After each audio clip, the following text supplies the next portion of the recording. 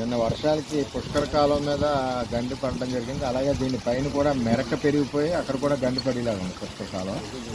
దీంతోపాటు శుద్ధగడ్డ నుంచి వచ్చి ఫ్లడ్ పైన ఏదైతే ఉందో మన మినర్వా కాలేజ్ దగ్గర ఎస్కేప్స్ అని 3 గేట్లు ఉన్నాయి. అక్కడ ఓన్లీ అన్ని గేట్లు కూడా పిఠాపురానికి వరద వదిలేస్తున్నారు. దాని ఎఫెక్ట్ చినజగంపేట సుమారు 250 ఎకరం, చేబ్రోల్ దగ్గర లక్ష్మీపురంలో 200 ఎకరం, అలాగే ఇక్కడికి వచ్చేసరికి మన చెందుత్తులో కూడా 150-200 ఎకరాలు మెరక పంటలో మిర్చి పత్తి చేలిపోయినాయి. ఇక్కడ ఊడ్చిన వర్షాలు వెళ్ళిపోయినాయి. ఈ పామాయిల్ తోటలు ఇవన్నీ కూడా వాటర్ నిండిపోయి ఉన్నాయి. అంటే ఇది ఏమంటున్నానంటే అధికారులు మేనేజ్మెంట్ చేసేటప్పుడు ఏ నియోజకవర్గం ఫ్లడ్ ఆ నియోజకవర్గానికి పంపాలి.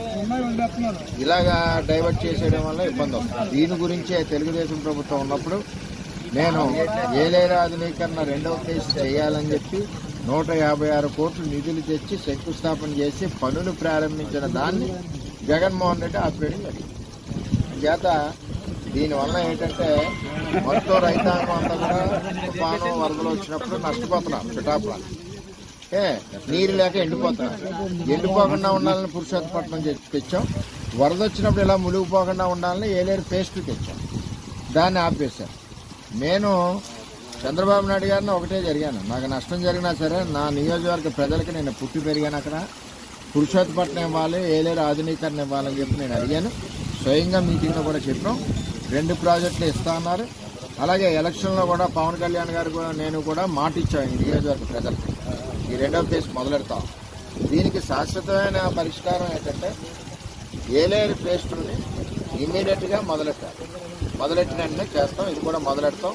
రైతాంగానికి రాబోయే రోజుల్లో ముంపు లేకుండా చేస్తాం. ఈ ముంపుకి ఎఫెక్టెడ్ పొలాలు ఏదైతే ఉన్నాయో చంద్రుత్తి, గొల్లప్రోలు టౌను, అలాగే లక్ష్మీపురం, చినజగంపేట సంబంధించి అధికారులు ఈవేళ రేపు వచ్చి సర్వే చేస్తారు, చేసి నోట్ చేసుకుంటారు. టెంటటివ్గా చేశారు. ఎక్కడ డ్యామేజ్ ఉందో డ్యామేజ్ ఉన్నట్లు మట్టికి ప్రభుత్వం నుంచి ఆర్థిక సహకారం మరి ఇస్తారని చెప్పి తెలియజేస్తూ, ఇదే కాకుండా నాగులాపల్లిలో కూడా దాన్ని మునిగిపోయినాయి. కొత్తపల్లి మండలంలో కూడా 300 ఎకరాలు సుమారు. వీటన్నిటిని కూడా ఇరిగేషన్ అధికారులు, రెవెన్యూ అధికారులు పర్యటన చేసి చూసి రేపేళ్ళలో కొంచెం ఆరుదల అయ్యాక నష్టం ఏది ఉందో అది అసెస్మెంట్ చేసి వాళ్ళకి ఇస్తారని తెలియజేస్తున్నాం. ఏది ఏమైనా వరద నీరు వదిలేటప్పుడు పైన ఎస్కేప్స్ ఏవైతే ఉన్నాయో అన్నీ పిఠాపురానికి పెట్టకుండా ఏదైతే ఏ నియోజకవర్గానికి డైవర్షన్ ఉందో ఆ నియోజకవర్గానికి డైవర్షన్ పెట్టాలని చెప్పి అధికారులను కోరుతా ఉన్నాం. ఇదివరకు అదే పద్ధతిలో చేసేవాళ్ళం. ఇక నీరు ఇచ్చేటప్పుడేమో ఏ నియోజకవర్గానికి దానికి కావాల్సిన వంతు సెపరేట్ చేస్తున్నారు. వరద వచ్చినప్పుడు కూడా సెపరేట్ చేయాలి కదా. అది చేయకుండా ఈవేళ థైలాండ్లో ఉన్నాం కదా అని పిఠాపురాన్ని సర్వనాశనం చేయాలంటే కుదరదు. నేను ఎమ్మెల్యేగా ఉన్నప్పుడు అది ఆ విధంగా డైవర్షన్ నడిపించేవాళ్ళం.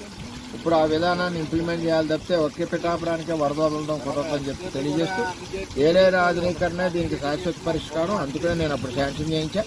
జగన్మోహన్ రెడ్డి క్యాన్సిల్ చేశాడు. మళ్ళీ దాన్ని మళ్ళీ ప్రారంభం చేస్తామని చెప్పి తెలియజేస్తాను.